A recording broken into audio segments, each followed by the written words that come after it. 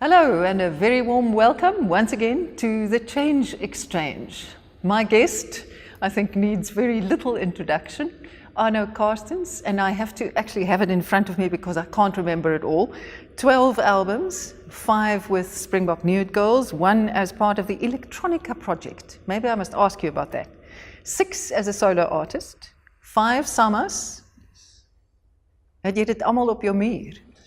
The samas, no, I've got like 2 samas at my house, and the rest of them are all scattered around some of the guys from the Springbok Nude Girls, and a lawyer's got one. In Hock. Yes, so they're all scattered around South Africa. And then you've performed with the Rolling Stones, REM, etc., etc. You grew up in Worcester, the youngest of 4 boys. Yes, we're the youngest. I'm the youngest of 4 boys, and the Winelands, Worcester, yes. And you were the odd one out? I think every child is the odd one out, but I think most of my brothers were quite good at sports and stuff like that, and I was not good at sports. I think I had a thing for art and for, yeah, all forms of art. And what did you want to be? What was the dream? Not a fireman? No.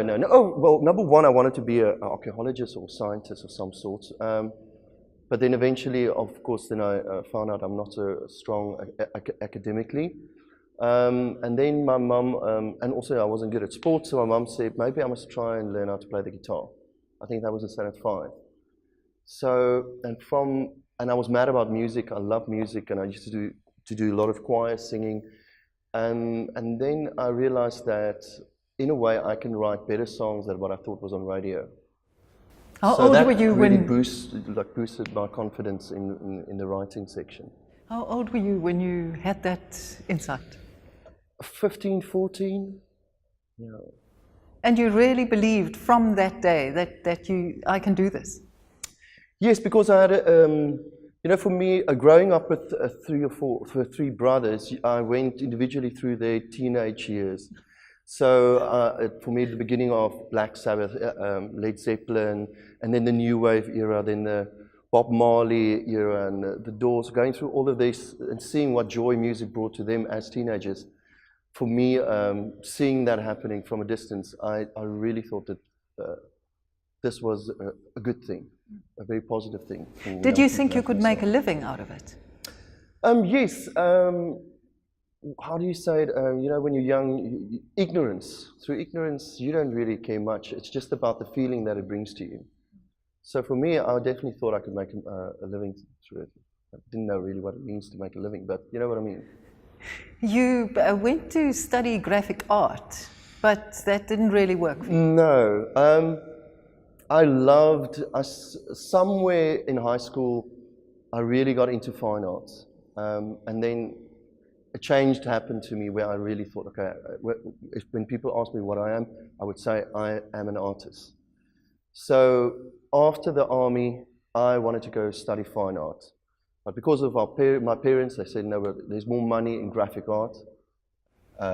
So you need something that you can actually make a living out of. Yes. So I tried graphic art, but graphic art didn't work for me somehow.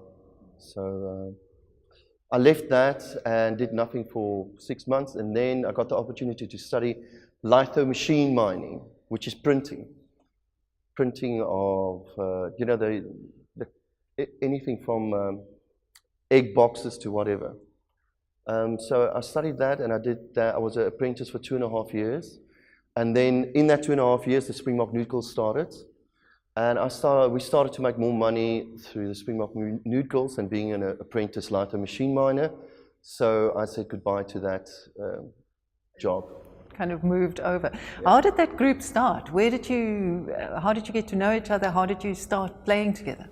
Well, that was 1993, 1994 was a very magical time in the history of South Africa, you know. President Mandela and the whole thing, and there was a big vibe, and we all were living, most of my friends, I was living in Stellenbosch, so it was just a whole bunch of students. So we all met up at the local pub where there was these free, everybody can come and sing and stuff. Open mic nights. So I met Theo, the guitarist, there, and we played some songs, and we had a very good response. And from there, we had to put a gig together in 2 weeks, and then I was looking for the rest of the band. And I knew about this band called Moaning Lisa, and I knew the bassist and the drummer were good, and we got them, we pulled them in, and then we did our first gig. Then the trumpet player came and he said, no, he wants to play with, and it was an interesting thing, because grunge music, it was quite just heavy rock. There was no trumpet or stuff in it, so we put the trumpet in. So that's what gave us the original sound, I think. Plus the name, people loved the name, of course. Where did the first gig come from, and where did the name come from? Well, the first gig was upstairs in Stellenbosch, a pub, and then the name, I dreamt up. But why did they hire you if you'd never played before? Well, because of those open nights, the people really liked us.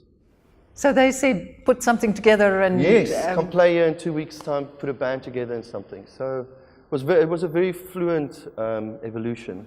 And the name? The name I dreamt up. I was between sleep and awake, and I heard the DJ saying, and tomorrow night the Springbok Nude Girls will be appearing live at the... And then I woke up and I quickly wrote down the name. And we were looking for a name, so I suggested the name, and then someone in the band said, but we're all guys, there's no girls. I said, yes, but it's brilliant.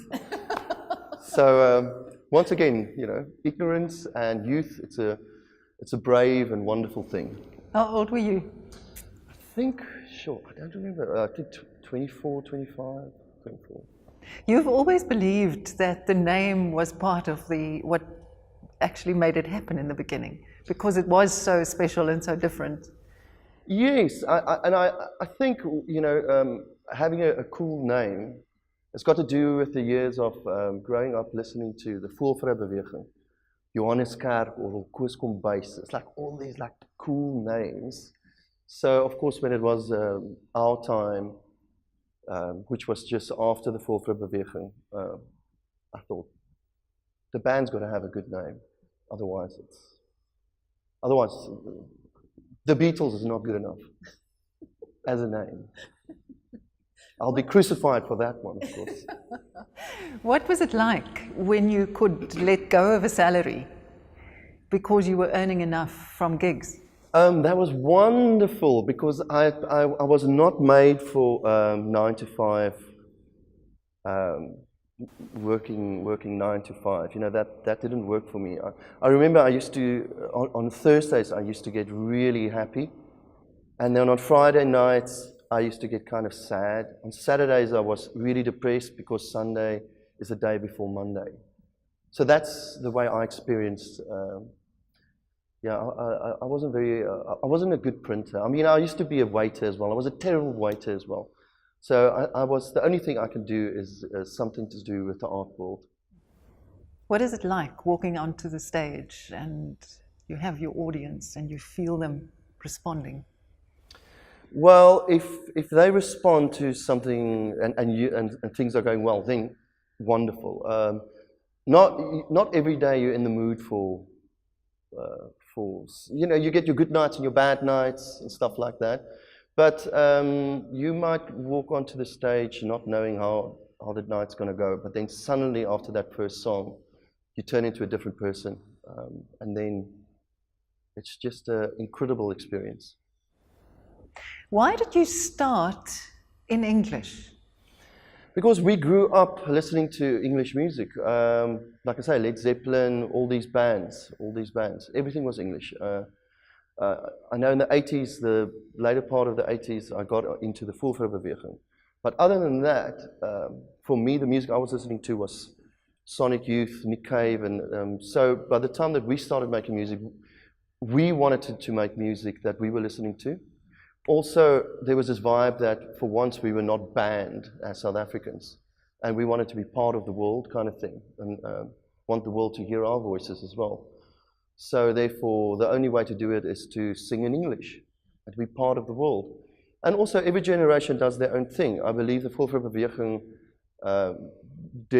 had a wonderful thing going there in this Afrikaans semi-English thing that they were doing, and for our generation, it was quite full-on rock, being part of the world. International. Yes, and then of course after us, when we left the scene, a new generation came up with Fokol Politiekar and those guys who brought something new, more of a hardcore Afrikaans rock. You know, so every generation's got their own little thing. Why did you not break into the international scene? You've said that you would have to actually go there, be there. Well, okay, so the way I see it is in South Africa, we grew up listening to half American music, half UK music. So the music that we were making there was quite a lot of a British influence mixed with rock, American influence. When we did shows in, for instance, New York or whatever, the people will say, they sound too British. When we did shows in the powers that be, you know what I mean, the record companies. And when we did shows in the UK, they said we sound too American. So we were just not fitting into the whole Too mid-Atlantic. Yeah. There's Afrikaans saying for what we were. Yes. You know, so one leg in Africa, one leg there. You know, that's the way it goes. So so that's why I think one of the things that we didn't totally slot into the thing. But then also eventually there was a chance for us to move to New York, just pack up and go. But then one of the guys already had a child and a wife, so that was not worth it. And it was at the end of 7 years of quite a lot of success in South Africa, but then you hit the ceiling and there's nowhere to go. So it was either we move or we don't move. But by that stage as well, being 27 or 28, I think we also thought we were too old. And in the world of entertainment, in pop, rock music, actually you should leave the country, or you should be in America or in the UK from, say, 23 or even earlier. And what did it mean for you, emotionally and personally, when the band broke up? Did you ever think, this is the end, I'm going to stop playing? At first I thought, this is just a mild hiccup kind of thing. Everything is going to go on. I must just get my groove, you know, get my own personal groove going, and things will go on naturally. But then suddenly the record company, there was no more record company. The phone stopped ringing and everything, and I absolutely gave up on the notion of actually being in the music industry. So there was a big change. What did that do to you? Well, number one, it's a lot of disappointment, kind of resentment, disappointment. But then there's something of you feel liberated. You know, you get it behind you, and so then I started writing an album in my bedroom with no expectations or anything, and that's when I wrote Another Universe, that album. And I got private investors to help me make the album. Again, when the single came out, Another Universe, there was no interest from radio or from record companies or anybody. And then somehow Volkswagen put the song on one of their ads, and it all blew up. And then the record company started phoning me, and everything started happening again. So yeah, and then suddenly I was part of the big machine again, which was wonderful. Looking at that music video of Another Universe, it looks as if you're sending yourself up. Were you just having fun, playing? Yeah, well, it's a kind of and you know what? Videos in those days, our videos were terrible. I don't know what to say. You know, there's a thing that they say that actually one of the Eminem didn't want to play that video because they thought the girls in the video were transvestites. And we had to tell them, no, they're not transvestites. They're real women. But anyway, no, I mean, yeah.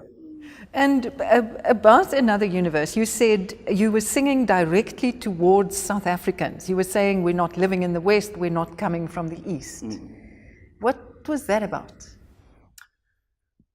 Because we are unique as a culture, as a So country. were you aware of that? Was that part of your thinking process as you were writing the songs? As the song developed, there's certain lines that come up, and then you go, well, yeah, that's true. We're not living in the West, we're not living in the East. And then, you know, still today, I mean, they sacrifice cows and stuff. So, and it's an old biblical thing where you sacrifice the holy goat, and it's just interesting stuff. I love creating interesting mental projections and images, and I think the song is riddled with it.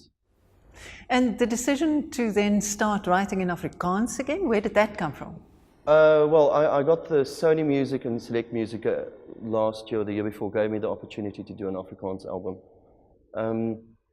And then also after so many English albums, I thought it was time for a change. It's not exactly, you know, the last two albums weren't flying or weren't big sellers and something. So I thought it's maybe time to make a bit of a change. And I was, of course, it was inevitable that I was going to do an Afrikaans album. But why? Because I am Afrikaans. So I was going to do it one day, but I didn't know when. But you'd resisted it for 20 years. It's because I had a bee in my bonnet. I was always, after the one album, I'll start writing the next album. That's how it works. You keep yourself busy. But you know, I had an opportunity to do something different, and I took it. And the first two songs I wrote, it was a bit shaky, writing in Afrikaans. But then suddenly I got into the groove, and it was a absolutely wonderful experience to do it. And I'm definitely going to do many more Afrikaans albums. Suddenly, it feels for me at the moment, it feels like music. There's a change. The music is. Writing in Afrikaans, it feels all brand new to me again, you know. So I love doing it. And what I've also now discovered now that I'm sort of writing a Nude Girl album, writing in English is actually very difficult because everything's been said in English. You know what I mean? There's so many, English these days is just riddled with one-liners and cliches. So now, writing the Afrikaans thing now, I feel like I've got to dig a little bit deeper to write something really good in English. And you went back to the house where you grew up in Worcester, yes, to write, well, during the time that you were writing the Afrikaans lyrics. How did that work in your head? Well, a friend of mine told me that I must write about all the places that I visited in South Africa and stuff, you know. How I grew up with all my friends, blah, blah, blah. So I did that. I wrote Calvinia, Cape Town, Joburg, Pretoria, and then I would write in poetry form the things that I remember and things that stood out in my life. So then, of course, going back to Worcester and writing a whole bunch of songs there was quite a natural progression, and it was a really interesting experience. It was a couple of months after my dad passed away, and I was actually sitting on his bed in the bedroom writing a whole lot of songs. So there was a kind of a interesting magic about it. And I think you can hear it in the album. And you called it, what, 13 Aandblom? Yeah, the Aandblom 13, because I grew up in the Aandblomstraat 13. So yeah. And it's quite beautiful. Do listen to it. Dankie, Ruda. Also last year, the Springbok Nude Girls, you've actually performed together again. There was a docky. So is this now just one strand in your professional life? Well, I think 5 years or 6 years after the Nude Girls broke up, which I must just tell to young bands out there, never break up, just take a break and keep quiet. You know? Don't say anything. Don't say anything, it's useless. So you always get back together again. I mean, after 5, 6 years, we really missed doing the material and doing the songs again. And just, the Springbok Nude Girls is a total different vibe to what my shows is. The Springbok Nude Girls is like a lot of energy, and it's loud, and it's a total different show. It's much noisier. Yes, and a part of me absolutely love it. So we missed it, so we got back together again, did an album, the Peace Breaker, and from then on off, we do like, say, 3, 4 shows a year. We don't play as much as we used to, but if people come to us and they've got a great show, then we go do some shows. And then we had the documentary came out, and there is talk about maybe doing another album this year, but everybody's so busy that we don't know if we're going to pull it off. But now, of course, in a couple of months, we'll be playing with Pixies, who is one of my favorite bands in the world and influenced me tremendously. So it's a great honor. So we're definitely going to do that gig. And yeah, let's see what happens with the Nude Girls. But how fantastic that you are all too busy to do something extra. Yes, and stubborn. What does that mean? Well, you know what? That is the difference between being in a band and being solo. You know, solo, you just make the decision and it happens. Where a band, you got to have a meeting and everybody, it's 5 people we all got our own opinions and stuff, and it's like a bunch of old women, basically. Come on. No. But you're young, so we're just a bunch of old ladies, actually. And the painting? Tell me about that. Oh, the painting. The painting is supposed to be my hobby, but now my wife tells me we got to do another exhibition this year, so that's when it goes like, but it's my hobby. So now the pressure's on, but I absolutely love it. But you know, creating artwork is a small form, or no, it's a bigger form of writing a song. A song is 3 minutes, but it can take you 2 weeks to write. But a painting, it's a scary thing, because for me it feels like 70% of the process is really scary because the painting looks terrible. But it's that last 30% when it all comes together, that's where the joy starts happening. So you have to trust the process. Yes, you trust the process, and it's a lot of thinking and stuff. But it's all about, you know, learning to, what do you say? Self-expression? Yes, the whole thing about creating art or doing paintings and stuff is learning to know yourself in a very weird way. Interesting. You should do it. Oh, heavens no, I couldn't. So tell me more about that. What have you realized about yourself standing in front of a painting? Well, okay, so for instance, like life is basically it's a big painting. And I find that growing older is so much easier and better, the last part of your life, because then you can indulge in things that you really know that you like. Where in your 20s and 30s, you spend a lot of your time actually doing what you think other people think you should be doing. You know what I mean? So doing a painting and writing songs, it's all part of the same procedure of life in itself. You said that you smoked your last pot on your 30th birthday. Yes. Are you still happy with that decision? I thought so, but now they've legalized it in America. So I'm waiting for them to legalize it in South Africa, because pot is so good for you, and you don't have to smoke it. But yeah. Yeah, but Chris Kombuis once said that people think it's so interesting, but actually it's just boring because you sit there staring at the kitchen wall. Yeah. No. I mean, look, smoking pot. I don't remember much. And Isn't that the point? It's not a great thing for writing or creating art. In the beginning, you think it is a great thing, but you are quite slow and you're not on top of it. I remember I did one show after I smoked a joint, and I couldn't remember the lyrics at all. So not a good thing. Another tip, guys, don't smoke and do a show. Which camera? That one. Sorry, man. Your wife, Melanie, is also your manager. Where did that relationship start, and how did you know that this was it? This was serious? I met my wife in a lot of rock and roll parties in Camps Bay, Clifton. And we fell in love, and I think it was 7 years later, and then a couple of years later, then we realized we were made for each other, and we got married in Zanzibar with 40 good friends, and it was a wonderful experience. And we're still going strong 10 years later. Well. Yeah.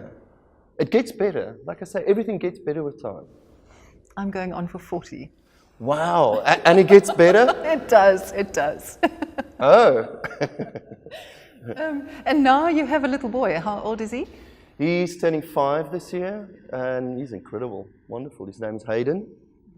And you almost thought that you wouldn't have children. Yes, we tried for 7 years. We did the in vitro stuff.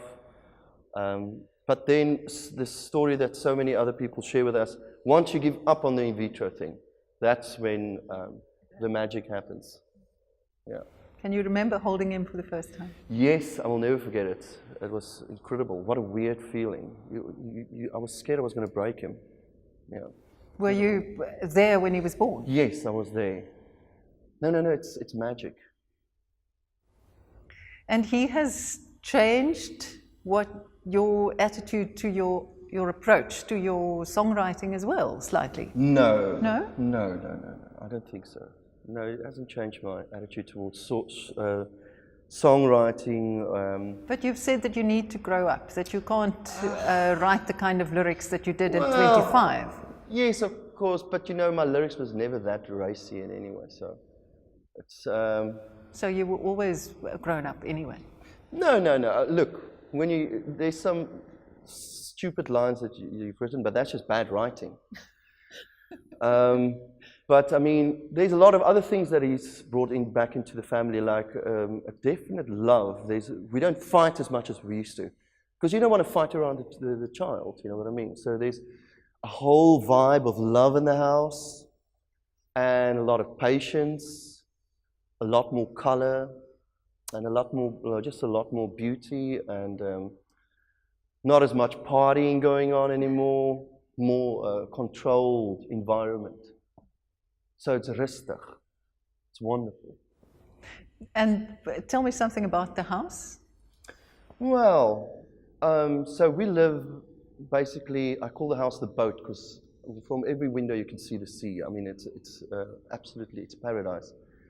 And everything is white. I love the idea of living in a cloud, of creating almost my thought of paradise, of the hemel. Hemel op die platteland, soos hulle sê, you know, to create paradise on earth. So there's lots of beautiful colors, and a lot of white, and a lot of light. Enjoy your home. May you write beautiful music there, and make beautiful paintings. Thank you, Ruda. Go well. Until next time, goodbye.